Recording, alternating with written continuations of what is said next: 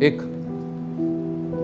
شہید کہ جس کی قبر بہت عرصے تک اس کی قبر کا پتہ نہیں چلا، کیونکہ بہت سارے شہید تھے جن کے کارڈز نہیں تھے، جن کی باڈی کے پارٹس پورے نہیں تھے، تو ان کو گمنام دفنایا گیا۔ ابھی بھی ایسے شہید ہیں جن کی قبروں پہ لکھا ہوا ہے گمنام، یعنی ان کا نام نہیں ہے۔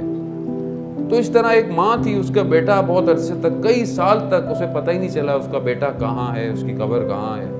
اس نے بہت گریہ کیا، بہت دعائیں کی، بہت وہ کیا۔ تو اس شہید کے کسی دوست کے خواب میں آ کر بتایا گیا کہ جو فلانی قبر ہے جو ہے جس پہ گمنام لکھا ہے، وہ قبر اس کی ہے۔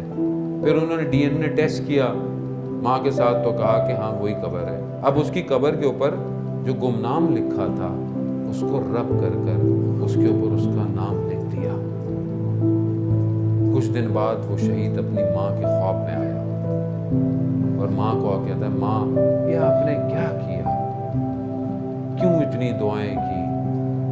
مجھے گمنام رہنے دیتی۔ کہا بیٹا کیوں؟ کہا ماں جب سے میرے قبر پر نام لکھا ہے نا، میں ایک توفیق سے محروم ہو گیا۔ کہا کیسی توفیق؟ کہا یہ جتنے بھی گمنام ہیں نا، کیونکہ ان کی ماؤں کا پتہ نہیں ہے، تو ان سب کی قبروں پہ ایک ماں آتی ہے، ایک ماں آتی ہے،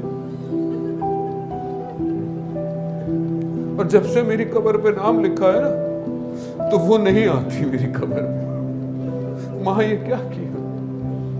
ہاں زاداران محترم، یہ ماں کہاں کہاں نہیں آتی ہے، یہ ماں مدینہ سے چلتی ہے، جہاں بھی اس کے بیٹے کے مصائب پڑے جاتے ہیں وہاں آتی ہے، ہر جگہ یہ ماں آتی ہے۔ نہ جانے اس ماں نے کتنی سختیاں مدینہ میں برداشت کی، اور اس کے بعد بھی یہ ماں آرام سے نہیں ہے، یہ ہر جگہ